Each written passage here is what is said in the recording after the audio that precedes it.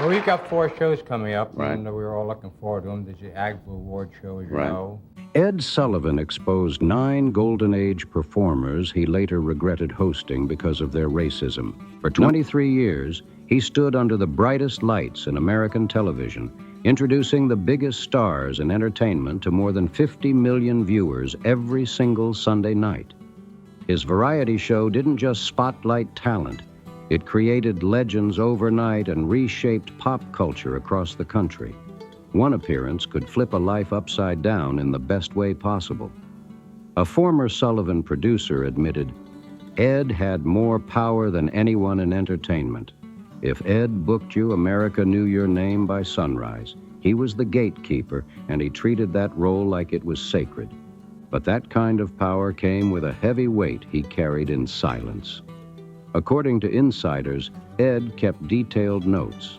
A longtime stage manager shared, Ed kept notes, not just about how someone sang or danced, but about how they acted backstage, about what they said when the cameras were off. The greatest kick of all was getting the European performers to come on. After certain performers walked off set, Sullivan would quietly tell his crew, that's the last time they're on my stage. He wasn't bothered by divas or moody celebrities. What shook him was something deeper. It was learning about the documented racism of entertainers he had just presented to America as heroes. Singers who asked for segregated dressing rooms, performers who built fortunes off black music but refused to share a stage with black artists, public icons with polished images hiding attitudes that left Sullivan disturbed behind the scenes. The most shocking names were the ones America adored.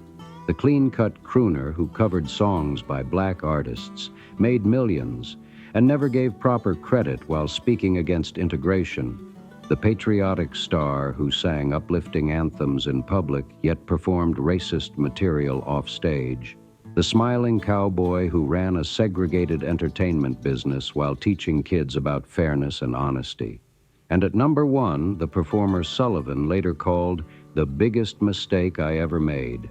A young man who received 3 legendary appearances that launched him into superstardom. The king himself, whose career rose on the foundation of black music, yet whose reported racist behavior stunned people who worked close to him. Every time Sullivan introduced these stars, 50 million Americans watched with trust in their eyes. Each booking gave them credibility and the stamp of approval from television's most respected stage. But backstage, according to documented accounts, some of them showed a completely different side. That contrast is what haunted Sullivan for years. Before we get to the top of the list, we have to look at number 9 and understand why this clean-cut singer earned Sullivan's regret. On the surface, he looked like the safe answer to wild rock and roll, the polite alternative, the one parents felt comfortable inviting into their living rooms. But the reality behind that bright smile was far more troubling. Number 9, Pat Boone, who opposed integration. When Pat Boone stepped onto the Ed Sullivan Show stage, millions saw exactly what they were promised. A polite, well-dressed young man with white buck shoes and a calm smile. He looked like traditional American values wrapped up in a neat package. Sullivan even presented him as the antidote to Elvis Presley's rebellious image. Boone was marketed as the safe choice, the steady voice in a changing culture. What viewers didn't see was the strategy behind that wholesome brand. Boone built his career by recording sanitized covers of songs originally performed by black artists. His versions were crafted for white radio stations that refused to play the originals. While Boone's records soared up the charts and brought in huge profits, many of the original black artists received little recognition or financial reward. We've never seen it like that, I think, ever on Broadway. The system allowed him to thrive while the creators of the sound he borrowed struggled for equal credit and opportunity. Behind the polished image was a business model that raised serious questions about fairness and acknowledgment in the music industry. Between 1955 and 1959, Pat Boone stacked up massive hits that turned him into one of the biggest stars in America. Songs like Ain't That a Shame by Fats Domino, Tutti Frutti by Little Richard, and Long Tall Sally by Little Richard all shot up the charts under Boone's name. But every single one of those songs was first recorded by a black artist. Boone's versions were toned down, stripped of the raw fire that made them special. While he cashed in and built serious wealth, the original artists struggled just to get played on white radio stations. Music historians later explained how calculated it all was. Boone's label reportedly kept a close watch on what black artists were recording. The second a song showed promise, they rushed Boone into the studio to cut a safer version. Then they leaned on their connections with white radio programmers to push Boone's track out first. The result? His version reached wider audiences while the originals were pushed into race record sections, limiting their exposure. Little Richard later shared the heartbreak of watching Boone's Tutti Frutti climb higher on the charts than his own. He wrote, "Pat made my songs into nursery rhymes." He added, "He took everything that made them alive and turned them into something safe for white people." That wasn't just competition, it was a system that left deep scars. What made Boone's story even more disturbing was how this business model lined up with his political stance at the time. During the late 1950s, Boone made public statements opposing integration and supporting segregationist policies. In a 1958 situation noted by Sullivan Show staff, when Ed considered booking a black musical guest on the same episode, Boone's management reportedly signaled that he preferred not to appear on an integrated program. That detail hit hard. Sullivan was so troubled he even considered canceling Boone's appearance altogether. According to Sullivan's wife, Sylvia, Ed would stand in the wings watching Boone perform and quietly shake his head. The polished smile, the clean image, the Christian branding, it didn't match what he was learning behind the scenes. Over time, Sullivan began to see those bookings as choices driven more by ratings than by principle. Boone never publicly addressed the ethical questions surrounding how his career was built, and he did not use his platform to advocate for the original black artists whose music fueled his success. His wholesome reputation stayed untouched while the foundation underneath told a more complicated story. If Boone's controversy was wrapped in polite packaging, the next name on the list carried a different kind of shock. Number 8, Kate Smith, the icon with a hidden past. Her performance of God Bless America felt like pure national pride. Sullivan introduced her during patriotic specials as if she were the voice of the country itself. According to music historians, Kate Smith even performed in blackface during some of her early radio appearances, a practice that continued into the late 1930s. These performances were preserved in radio archives and mentioned in reviews from that era. For Ed Sullivan, the deeper issue wasn't just her early career choices, it was what continued decades later. Smith reportedly insisted on performing only for segregated audiences well into the 1950s and 1960s. A 1956 case documented by civil rights groups showed her canceling a show rather than appearing before an integrated crowd. Her management made it clear that mixed seating was unacceptable. The concerns didn't stop there. According to backstage accounts, Smith requested that any backup singers or musicians appearing with her be white. In 1960, stage managers recorded an incident where she objected to black stagehands being visible during her performance. The crowd that assembled outside the theater and outside their hotel, that always will remain as a highlight. By that time, Sullivan had already begun featuring more black artists on his show, and Smith's conditions created serious tension behind the scenes. His producer later explained that Sullivan often went along with her demands to prevent live television conflicts, but privately he was increasingly uneasy about continuing to promote someone whose actions clashed with the unity her signature song claimed to celebrate. What troubled Sullivan most was what he saw as open contradiction. Here was a woman singing "God Bless America" while reportedly excluding Black Americans from her vision of who counted as part of that blessing.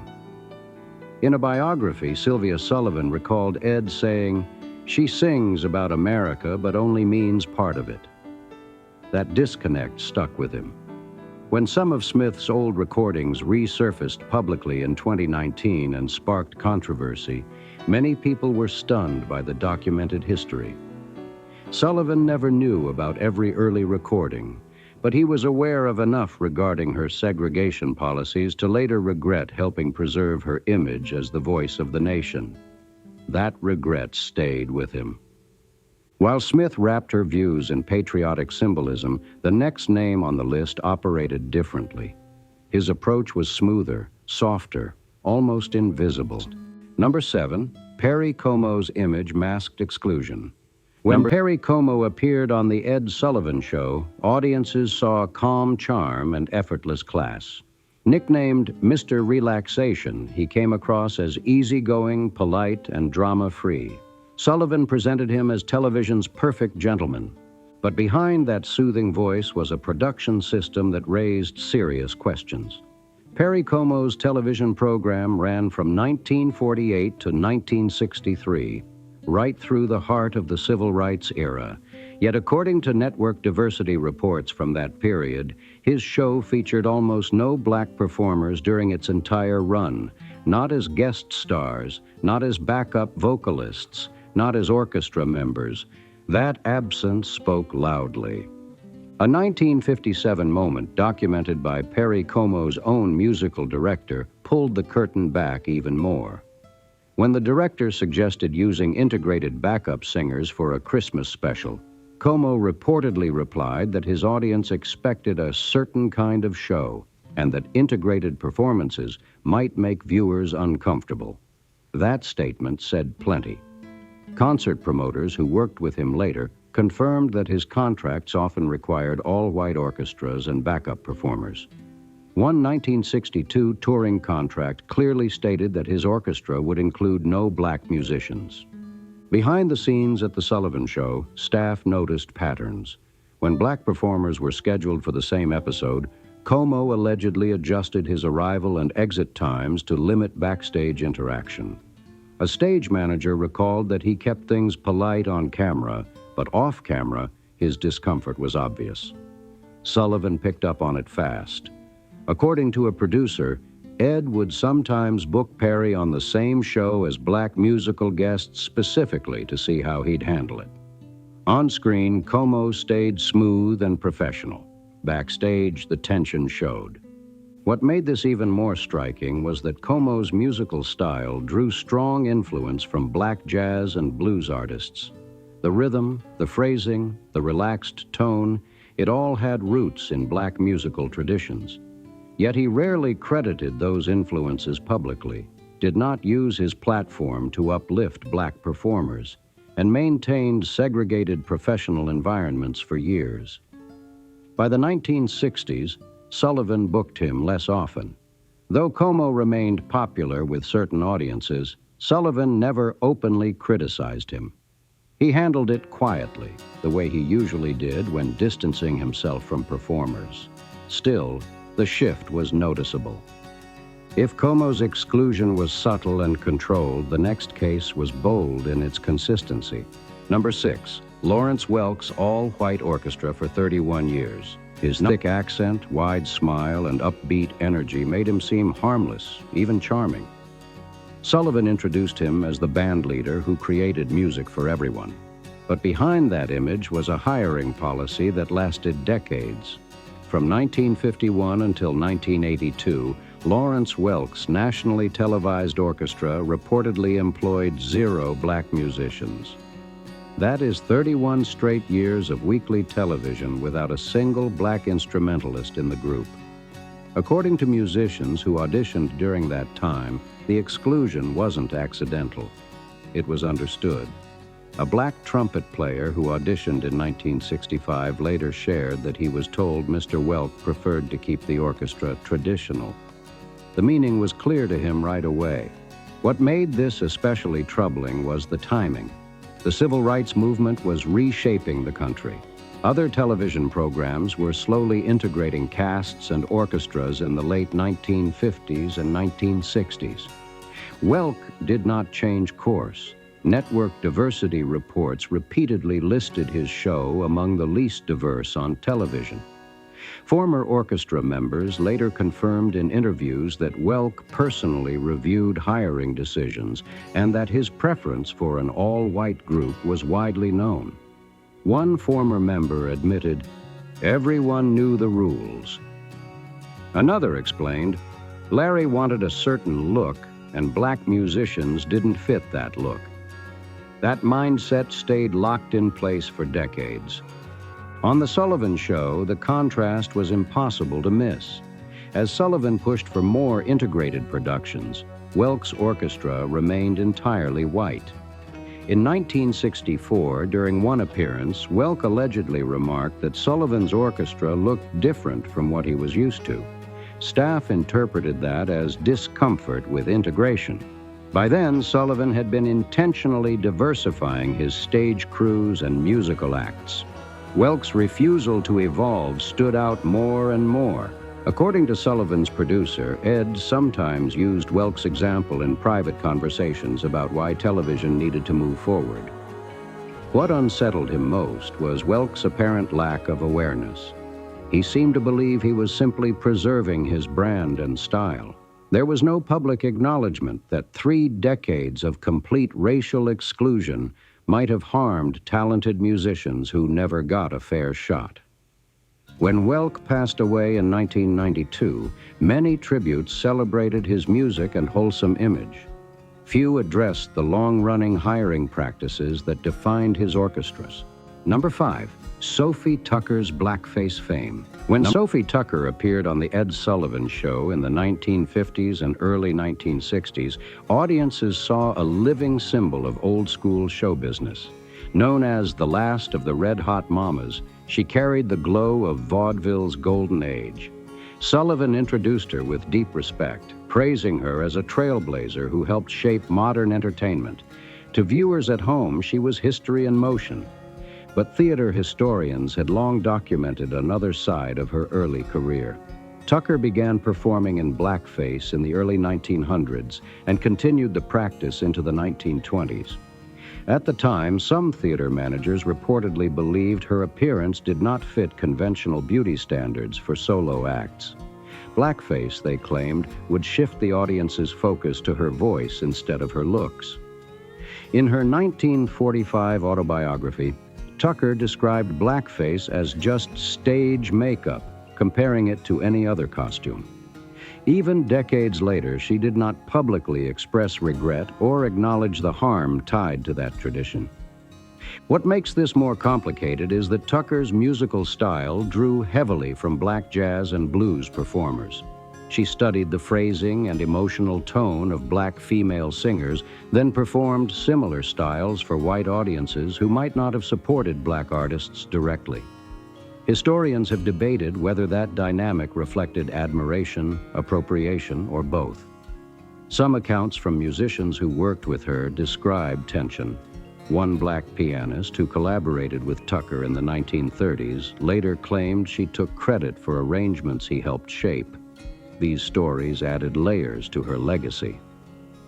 By the time Tucker stepped onto Sullivan's stage, she no longer performed in blackface. That chapter of her career had closed years earlier. However, according to show staff, some of her comments backstage reflected generational attitudes that clashed with the changing times. A 1959 account from a stage manager described Tucker remarking that a young black singer waiting backstage wouldn't have been allowed back here in my day, adding that in the past, everyone knew their place. Statements like that hit differently in an era when Sullivan was actively booking more black performers. Sullivan, who had begun making integration part of his production values by the late 1950s, reportedly found those remarks disappointing. His producer later shared that hearing dismissive comments about black artists shifted Sullivan's feelings from nostalgic admiration to quiet frustration. Tucker's final appearance on the show came in 1963, 2 years before her passing. He remained professional, but privately he had started stepping away from performers whose views felt locked in another era. If Tucker represented the blunt, old-fashioned racism of early entertainment, the next name shows how contradictions carried into the rock era. Number 4, the Rolling Stones, accused of backstage bias. When the Rolling Stones appeared on the Ed Sullivan Show in 1964, American audiences saw rebellious British musicians openly praising Black American blues. Mick Jagger spoke in interviews about admiring Muddy Waters. Keith Richards called black blues guitarists his teachers. The band even took their name from a Muddy Waters song. On the surface, everything about their image suggested respect and devotion to black musical traditions. But according to some Sullivan Show staff, the backstage energy did not always match the public praise. A stage manager from their mid-1960s appearances later claimed that the band's management requested that their dressing room be handled only by white staff. This reportedly created friction with Sullivan's increasingly integrated crew. Staff members described moments of visible discomfort when black crew members were present around the band's private areas. In a 1965 interview with Melody Maker, Mick Jagger made comments about black neighborhoods that leaned on negative stereotypes. When black British musicians challenged him, he reportedly brushed it off as simple observations instead of offering a clear apology. That response raised eyebrows fast. Around the same time, Keith Richards made remarks about black musicians that some critics described as patronizing. He praised their natural rhythm and instinctive feel, language that sounded complimentary on the surface, but reduced deep musical skill to biology instead of discipline, training, and creative genius. For artists who had spent years mastering their craft, that kind of framing felt dismissive. What unsettled Ed Sullivan even more was the money trail. The Rolling Stones earned huge profits covering classic blues songs, while some of the original creators struggled financially. Muddy Waters, whose song inspired the band's very name, did not see the same level of commercial reward during that period. The contrast was hard to ignore. During their tours in the American South in the mid-1960s, the Stones performed in segregated venues. They did not create those policies, but they also did not publicly challenge them at the time. For a band that spoke passionately about loving black music, performing under those conditions without protest sent a mixed message. Sullivan felt the tension grow with each appearance. He understood their ratings power and the excitement they brought to younger audiences. But privately, he wrestled with whether continuing to promote artists whose backstage behavior and business choices clashed with their public image was the right move. Admiration for the music did not erase the contradictions. That internal conflict stayed with him. If the Stones wrapped controversy in cool swagger and blues devotion, the next name stunned people for a different reasons. Number 3, Judy Garland. Dorothy's backstage behavior revealed a far more complicated story. When Judy Garland appeared on the Ed Sullivan Show, viewers saw a Hollywood icon who had survived brutal studio pressure and personal struggles. Her role in The Wizard of Oz made her a symbol of innocence, and her battles with addiction made many see her as someone deserving compassion. Sullivan introduced her with extra care, treating her like a treasured but delicate figure. Audiences felt protective of her. But behind the curtain, several accounts painted a more troubling picture. Biographies of Garland and Lena Horne describe a complicated relationship. Garland publicly praised Horne's talent, yet she did not push for equal billing or shared spotlight moments when they crossed paths professionally. MGM records indicate that Garland had influence over certain publicity decisions, and critics later questioned why she did not use that leverage to advocate for stronger recognition of black performers working alongside her.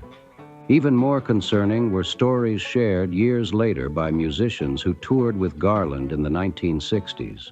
In memoirs published decades afterward, some described her using racial slurs during rehearsals or backstage moments, particularly when she was frustrated or under the influence. A pianist who toured with her in 1964 claimed she used offensive language casually during sound checks, creating visible discomfort among the integrated touring crew. Those accounts suggested a gap between her public vulnerability and her private behavior. Whether driven by stress, addiction, or ingrained attitudes, the words reportedly left a mark. Garland's television series, The Judy Garland Show, 1963 to 64, aired during a period when other variety programs were slowly becoming more inclusive. While the show did feature black musical guests on occasion, they were rarely placed in recurring comedy sketches or long-form segments that signaled equal standing. Representation existed, but it was limited. That contrast between public image and private conduct reportedly caught Sullivan's attention. A 1967 incident at a New York nightclub, described by multiple witnesses, brought Judy Garland's alleged behavior into sharp focus.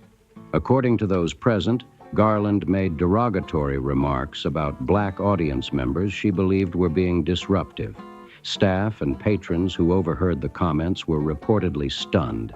The moment spread quickly through industry circles. It wasn't just gossip, it was consistent accounts from different people in the same room. What made this especially painful for many was Garland's public image. She symbolized endurance, heartbreak, and survival.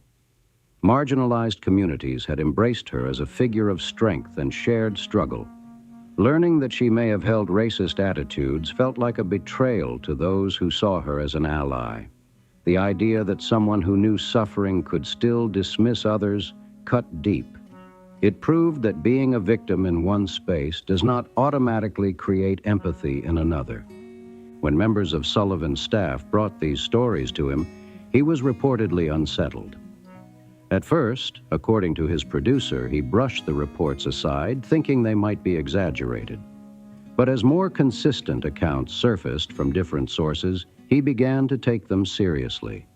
The pattern was hard to ignore.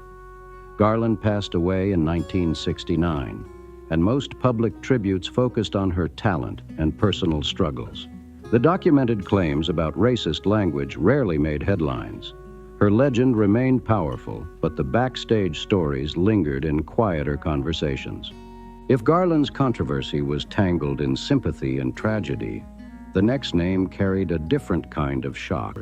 Number 2, Gene Autry, the singing cowboy who allegedly enforced segregation off-screen. When Gene Autry appeared on the Ed Sullivan Show, he looked like the definition of American virtue. The smiling cowboy with a guitar, preaching honesty, kindness, and helping your neighbor. Sullivan introduced him as a true American hero, someone families could trust. His cowboy code talked about respect and standing up for what's right. It sounded noble. But behind that image was a business empire that critics say told another story. Autry owned multiple radio stations from the 1940s through the 1970s. Archived playlists and internal documents reportedly show strict policies against playing music by black artists. A 1952 internal memo clearly stated that songs by black performers would not be aired, regardless of how popular they were. That wasn't subtle. That was direct. His television production company also maintained overwhelmingly white casts across hundreds of episodes. Production records indicate that Autry had final approval on casting decisions. Over more than a decade of programming, he did not cast a black actor in a speaking role. Former employees later described company practices as unwritten but widely understood. One assistant recalled, "Everyone knew Gene wanted to keep things traditional." Another explained that in their workplace, traditional meant white. That culture shaped hiring across multiple departments. Autry's influence extended into live events as well. His rodeo shows operated in regions where segregation laws were enforced, and his management teams followed local segregation rules without public objection. While some touring acts refused to perform under segregated conditions, Autry's organization complied. In 1956, when asked publicly to condemn segregated housing practices in neighborhoods where he owned property, Autry declined. He cited concerns about property values, wording that civil rights activists at the time recognized as coded resistance to integration. When Gene Autry purchased the California Angels in 1961, critics later pointed to the team's record on diversity during his ownership. Several former black players described the Angels as slow to recruit black talent compared to other franchises at the time. Some who did sign said the environment felt unwelcoming. Those accounts added another layer to questions already surrounding Autry's broader business practices. The smiling cowboy image did not match what some employees and athletes experienced behind closed doors. Ed Sullivan had grown up watching Autry's films, admiring the cowboy code about fairness and respect. But as reports about hiring policies and radio station practices stacked up, that childhood admiration faded.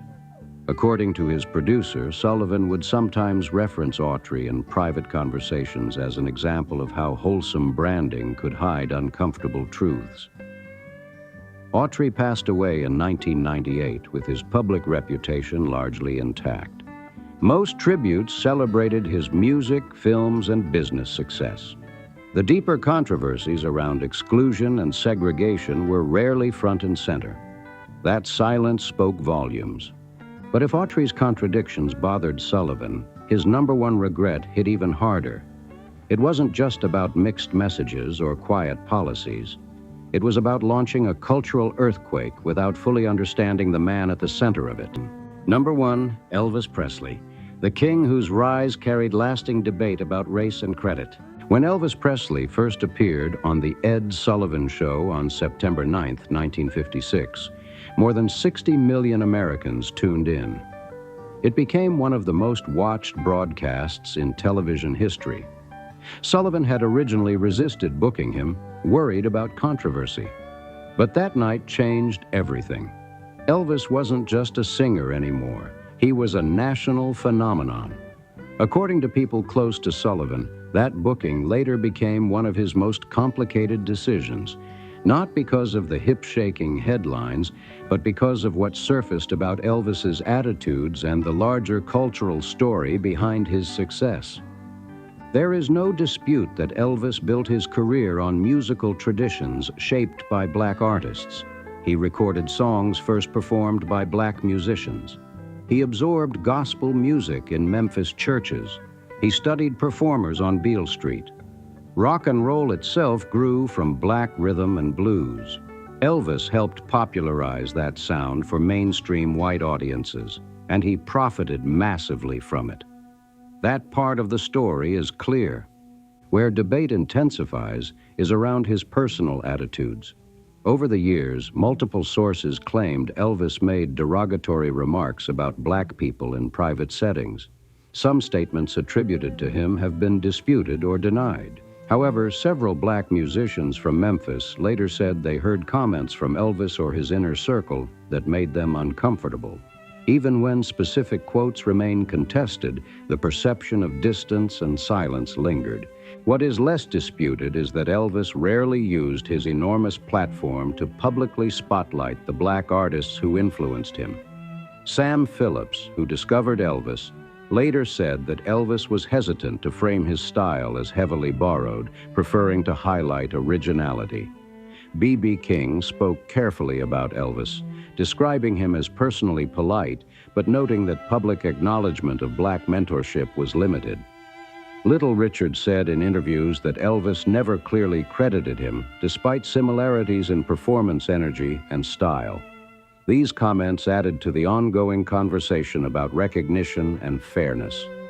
Accounts from former Graceland employees also describe a social environment that remained largely segregated in practice. While Elvis worked professionally with some black musicians, his personal circles were mostly white. Black staff members at Graceland were typically employed in service roles. Former employees claimed there was an invisible line between professional collaboration and personal inclusion. That separation stood out during a time when the civil rights movement was pushing for deeper change. Backstage at the Sullivan Show, some crew members later recalled Elvis appearing more at ease around white staff. A stage manager who worked on his appearances said interactions with black crew members felt limited and formal. These accounts remain part of a broader debate among historians, but they contributed to Sullivan's unease as he learned more over time. What made the Elvis chapter even heavier was the timing. His rise exploded during the Montgomery bus boycott. It unfolded during the crisis in Little Rock. It happened as the civil rights movement was gaining national attention.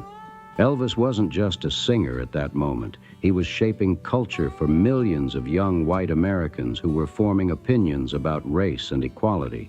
That level of influence was massive. Critics have long pointed out that he stayed publicly silent on integration and did not actively use his platform to push for racial equality. While some argue he avoided politics altogether, others see that silence as a missed opportunity. At a time when his voice could have shifted conversations, he focused strictly on music and career growth. For Ed Sullivan, that realization reportedly came later. In the beginning, he was mostly worried about Elvis's controversial performance style and how audiences would react to the hip movements and headlines. Only years later, as Sullivan became more aware of racial justice issues and intentionally featured more black performers, did he reflect on what those 3 legendary Elvis appearances truly meant. According to Sullivan's wife, Sylvia, Ed would watch civil rights coverage on television in the 1960s and sometimes bring up Elvis. She recalled him saying, "I made him America's idol, and he never once used that influence for good." That regret cut deep. Sylvia shared that Ed felt he had handed enormous cultural power to someone who used it primarily to elevate himself. Whether fully fair or not, that belief stayed with him. There were also reports surrounding Elvis's 1968 comeback special. Some NBC crew members later claimed he resisted including black dancers in certain segments, preferring separation by scene. Supporters of Elvis dispute parts of that narrative, pointing to his collaborations with black musicians over the years. Still, the fact that these stories persisted added to the complicated legacy surrounding him. The tension between musical admiration and personal distance remained part of the conversation.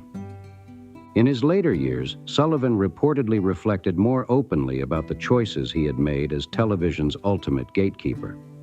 His producer once recalled Ed saying, "I thought I was just booking a singer." Then he added, "I didn't realize I was crowning a king who would rule over stolen territory." That statement summed up the irony. Elvis became the king of rock and roll, building a global empire on musical foundations shaped by black artists.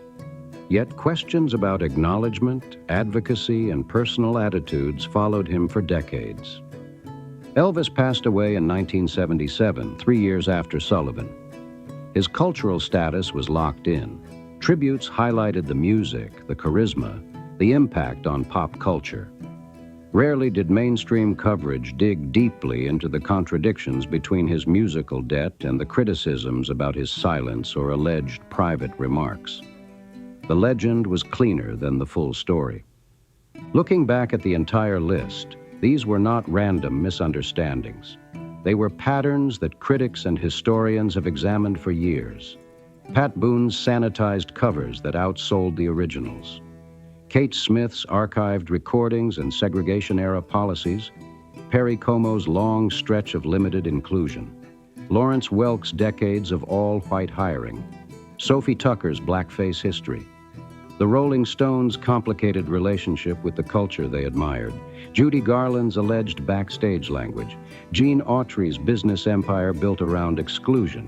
And Elvis Presley's towering fame rising from music rooted in black communities, while debates about recognition and responsibility trailed behind him. Sullivan's role in all of this was layered. He gave these stars a platform seen by 50 million viewers. He introduced them as worthy of celebration. In doing so, he amplified careers that carried contradictions. He could not erase those broadcasts, but according to family members, he eventually recognized that some bookings prioritized ratings over deeper responsibility. That awareness reportedly reshaped how he viewed his own legacy. The bigger question now is ours. Which revelation shocked you the most? Were you aware of these documented patterns and controversies, or did some of these stories catch you off guard? History is rarely simple. The same stage that brought joy to millions also carried choices that still spark debate today. Drop your thoughts in the comments below. Let's talk about it openly. If this deep dive opened your eyes or made you think twice, hit that like button so more people can see it. Subscribe to the channel for more untold stories from entertainment's complicated past, and turn on notifications so you don't miss what's next. Thanks for watching, and I'll see you in the next video.